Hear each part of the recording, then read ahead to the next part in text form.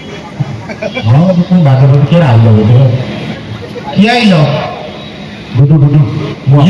ଆପଣଙ୍କୁ ପଚାରିବି ଭାଇ ବାଲେଶ୍ୱରକୁ ଆସିଛ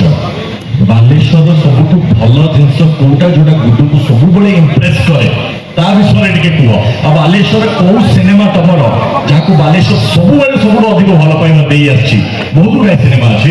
ବହୁତ ଗୁଡେ ସିନେମା ଅଛି ଯଦି ଏଠି କୁହାଯିବ ବାଲେଶ୍ୱର କୋଉ ଜିନିଷଟା ଭଲ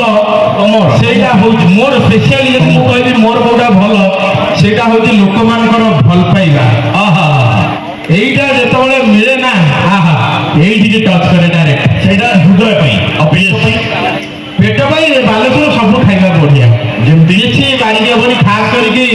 ଏଇ ସାମ୍ନାରେ ମିଳୁଥିବା ଯେତିକି ଷ୍ଟ୍ରିଟ୍ ଫୁଡ୍ ଅଛି ଓ ତାପରେ ସେପଟ ସାଇଡରେ ଲସି ଅଛି ତା ଆଗକୁ ଗଲେ ଭବାନୀ ଯୋଉ ଚିକେନ ପକୋଡା ହେଇଗଲା ତାପରେ ତା ଆଗକୁ ଗଲେ ହାର୍ଟବିଟ୍ କ୍ଲବ ଅଛି ନା ଆଉ ବେଶୀ ଆଗକୁ ଯିବାନି ବ୍ରିଜ ଉପରେ ଚଢିଲା ବେଳକୁ ଅସୁବିଧା ହବ।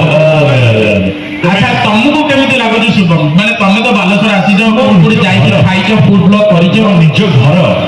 ବାଲେଶ୍ୱର ତମେ ଜାଣିନଥିଲ ନାଇଁ ମୁଁ ଏବେ ଜାଣିଲି ନା ତମେ ସବୁବେଳେ ଭୁବନେଶ୍ୱର ମୁଁ ବାଲେଶ୍ୱରିଆ ବା ମୁଁ ମାଟିରୁ ବାଲେଶ୍ୱରିଆ ବାକି ହୃଦୟରୁ ଅନ୍ୟ କୋଉଠିକାର ହୃଦୟରୁ ଓଡ଼ିଶା ଏ ମାଟି ହଉଛି ବା ସୁନା ମୁଣ୍ଡା ମାଟି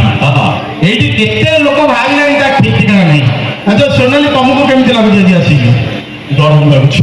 କିଛି କହୁନାହିଁ ତା ମାନେ ଭଲ ଲାଗୁନାହିଁ ଯେତେବେଳେ ଓଡ଼ିଆରେ କୁହ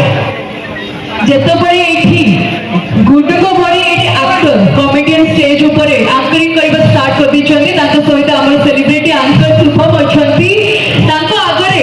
ଆମର କଣ୍ଟେଣ୍ଟ କ୍ରିଏଟର୍ସ ମାନେ ଅଛନ୍ତି ଯିଏକି ବହୁତ ସାରା ସେଲ୍ଫିଜ୍ ବଗେରା ନବାରେ ଲାଗିଛନ୍ତି ଭିଡିଓଜ ବନେଇବାରେ ଲାଗିଛନ୍ତି ତାଙ୍କ ଆଗରେ ମୁଁ କଣ କହିପାରିବି ଗୁଡୁ? ନାଇଁ ତମକୁ କେମିତି ଲାଗୁଛି ବାଲେଶ୍ୱର